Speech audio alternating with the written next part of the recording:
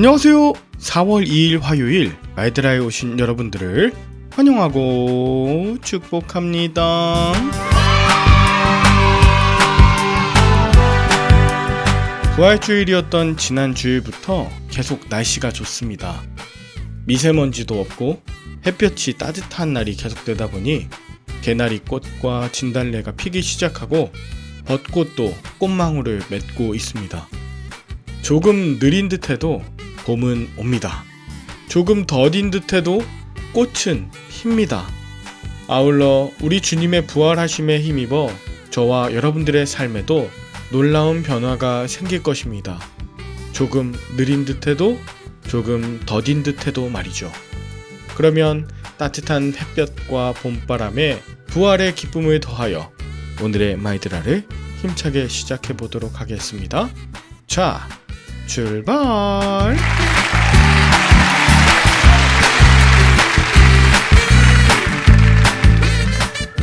오늘은 열왕기상 2장입니다. 다윗은 죽을 날이 임박합니다. 이에 솔로몬에게 말하길 너는 힘써 대장부가 되라고 합니다. 모세에게 하신 율법대로 하나님의 명령을 잘 지키고 언약을 준수할 때 무엇을 하든지 어디로 가든지 형통할 것이라 합니다. 그러면서 4절, 만일 네 자손들이 그들의 길을 삼가 마음을 다하고 성품을 다하여 진실이 내 앞에서 행하면 이스라엘 왕위에 오를 사람이 내게서 끊어지지 아니하리라 하신 말씀을 이루게 하시리라 합니다. 이 얼마나 아름다운 유언인가요? 그런데 5절부터 분위기가 바뀝니다. 5절, 스루야의 아들 요압이 내게 행한 일, 곧 이스라엘 군대의 두 사령관 넬의 아들 아브넬과 예델의 아들 아마사에게 행한 일을 네가 알거니와 그가 그들을 죽여 태평시대에 전쟁의 피를 흘리고 전쟁의 피를 자기의 허리에 띤 띠와 발에 신은 신에 묻혔으니 6절, 네 지혜대로 행하여 그의 백발이 평안히 스올에 내려가지 못하게 하라 합니다. 지금 헤브론 파이자 자신이 왕이 될 수 있도록 함께했던 그 늙은 요압을 반드시 죽이라는 것입니다. 그 이유가 북이스라엘과 전쟁할 때에 북이스라엘의 군대 장관이었던 아브넬과 아마사를 다윗의 군대 장관이었던 요압이 죽인 일 때문이라 하는데요. 마이드라 통해서 사무엘 하를 묵상하신 분들 기억하시겠지만 사울의 군대 장관이었던 아브넬과 아마사는 늘 다윗을 죽이려고 했던 자들이었고요. 요압은 늘 목숨을 다해 다윗을 지킨 군대 장관이었습니다. 그러던 중 아브넬과 아마사가 요압의 동생 아사엘을 죽였습니다. 요압의 입장에선 아브넬과 아마사는 굉장한 원수입니다. 그런데도 다윗은 이스라엘의 통일 왕국의 왕이 되기 위해 요압을 버리고 실력 없는 그 아마사를 통일 이스라엘의 대표 장군으로 삼으려 했습니다. 또한 북왕국 이스라엘의 왕이자 사울의 아들이었던 이스보셋을 배반하고 아브넬은 다윗을 찾아와 통일 이스라엘을 만들고 정치적 야합을 꾸미던 그 모든 계략에 대해서 요압은 참을 수 없었던 것 같아요. 그리고 오늘 본문 속의 요압은 헤브론파의 소속으로 이미 모든 힘을 잃은 상태 아닙니까? 지금은 예루살렘파의 솔로몬과 그들의 신하들이 권력을 쥐고 있는 때였어요. 그런 상황에서 다윗은 개인적으로 어려움을 가져오게 만든 것을 기억하면서 모든 힘을 잃고 늙어있는 요압을 반드시 죽이라 하면서 네 지혜대로 행하여 그의 백발이 평안히 스올에 내려가지 못하게 하라 명합니다. 그뿐인가요? 8절에 보면 예전에 자신을 저주했던 시므이를 죽이지 않겠다고 했지만 솔로몬에겐 그를 죽이라고 명합니다. 이렇게 자신의 원한을 갚으라는 말을 남긴 채 다윗은 죽죠. 그 이후에 12절, 솔로몬이 그의 아버지의 왕위에 앉아 그의 나라를 심히 견고하게 합니다. 여기서 심히 견고하게 한다고 하는 히브리어 메오드는 영어론 firmly, 즉 더 완고하게 되었다는 뜻입니다. 솔로몬이 그의 아버지 다윗의 왕위에 앉아 그의 나라를 심히 견고 또는 완고하게 만들었다는 것이죠. 이에 13절, 핫깃의 아들 아도니아가 화평할 목적으로 밧세바를 찾아옵니다. 밧세바는 아도니아의 작은 엄마이기도 합니다. 이 아도니아 역시 힘이 다 빠져있는 상태죠. 왕위가 원래 자신에게 돌아올 줄 알았는데 그리 되지 않고 자신의 아우인 솔로몬이 왕이 된 것은 여호와께로 말씀이었다고 인정합니다. 계속해서 밧세바에게 하나님의 뜻 가운데 솔로몬이 왕이 되었으니 자신도 솔로몬을 도와 평안한 나라를 만드는데 협조하고 싶고, 또 하나는 자신의 처지를 돌아봐 달라고 간청하고 있어요. 그 간청이 무엇이었냐면 바로 수넴 여자 아비삭을 자기에게 달라는 것입니다. 아버지 다윗 왕이 죽었기 때문에 아비삭은 아버지의 아들 중 큰 아들이 아내로 삼고 책임을 지는 것이 율법적으로 맞았죠. 그러나 혹시 이것이 솔로몬을 향한 반역으로 이어질 수 있기 때문에 조심스럽게 밧세바에게 요청을 했던 것이고, 밧세바도 이를 좋게 여겨 솔로몬에게 말하러 갑니다. 이 장면이 굉장히 구체적으로 나와 있어요. 19절엔 밧세바가 아도니아를 위하여 말하려고 솔로몬에게 갔을 때 솔로몬은 일어나 영접하여 절한 후 어머니를 위하여 자리를 베풀며 매우 호의적이고 예의를 차리며 나왔습니다. 그러자 밧세바는 내가 한 가지 작은 일로 왕께 구하오되 내 청을 거절하지 마소서라고 부탁하였고, 솔로몬 역시 내가 어머니의 청을 거절하지 아니하리이다 라고 말했어요. 그 후 21절, 밧세바는 수넴 여자 아비삭을 왕의 형 아도니아에게 주어 아내로 삼게 하소서라고 부탁한 것이죠.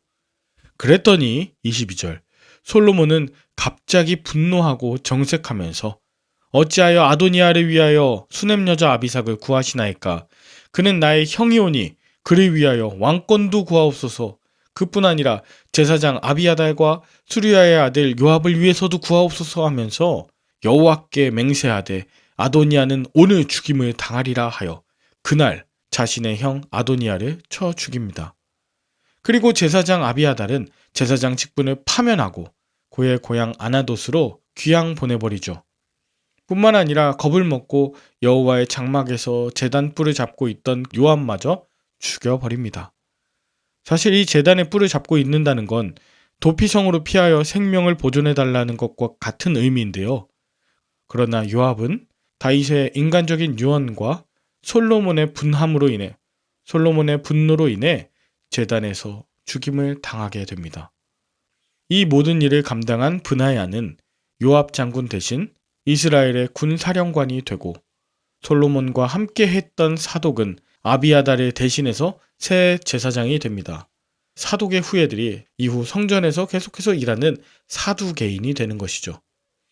마지막으로 솔로몬은 시므이에게 예루살렘에서 집을 짓고 살지만 예루살렘 성 밖을 나가지 못하도록 감금 명령을 합니다. 만약 성 밖으로 나가면 죽이겠다고요. 그러나 3년 후 시므이가 그의 종을 찾으려고 가드에 내려갔다 온 것을 빌미로 시므이마저 쳐 죽였습니다. 이것이 본문 2장의 내용입니다. 여러분은 오늘 본문을 통해 무엇을 느끼셨나요? 저는 오늘 본문을 묵상하면서 유독 여호와라는 단어가 많이 쓰인 것을 찾아볼 수 있었습니다. 다윗이 유언할 때 여호와의 명령을 잘 지키라고 했죠. 그런데 솔로몬은 이후에 시도 때도 없이 다 여호와를 두고 맹세한다고 하면서 자신의 복수를 이룹니다. 솔로몬이 아도니아를 죽이겠다고 밧세바에게 말할 때에도, 요압과 시므이를 죽일 때에도 여호와께서 그의 피를 돌려보낸다고 하면서 모두 여호와께로 말미암는 것이라고 말하죠. 시므이에게 예루살렘 성 안에 감금 명령을 했지만 시므이가 그것을 지키지 않았을 때 자기와 한 약속이 아닌 여호와를 두고 한 맹세를 지키지 않았다 하면서 여호와의 이름과 권위로 시므이를 처단한다, 이것을 강조합니다. 여러분, 다윗의 말은 하나님의 말인가요? 오늘 나오는 다윗의 마지막과 솔로몬의 행함 역시 자신의 감정을 해소하고 정적들을 제거하면서 결과적으로는 자신의 안위를 보장하기 위해 여호와를 도용한 것은 아닌가 싶어요. 기득권자가 되자 자신의 말을 지키는 사람들에게만 우대하고 한 번이라도 실수하거나 반대 의견을 보낸 자는 가차없이 잘라버리거나 죽이는 그 솔로몬의 모습은 오히려 하나님의 은혜와 인자하심을 가리는 모습은 아닌지 생각해보게 되죠. 여러분 오해하실까봐 말씀드리지만 저는 다윗이나 솔로몬의 안티가 아닙니다. 누구의 자잘못을 가리기 위해 말씀을 전하는 것도 아니고요.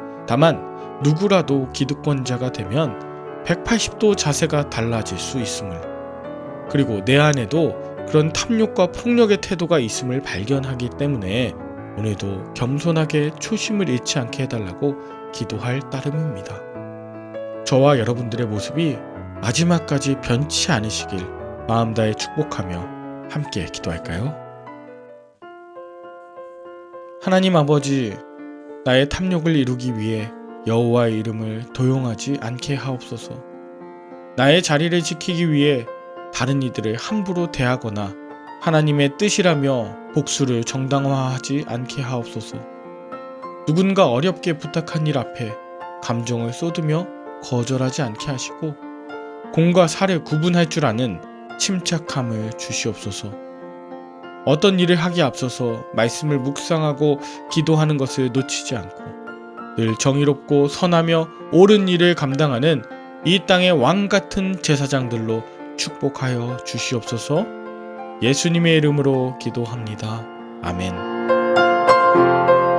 오늘도 좋은 하루 되시길 바라며 저는 내일 다시 찾아뵙도록 하겠습니다. 샬롬.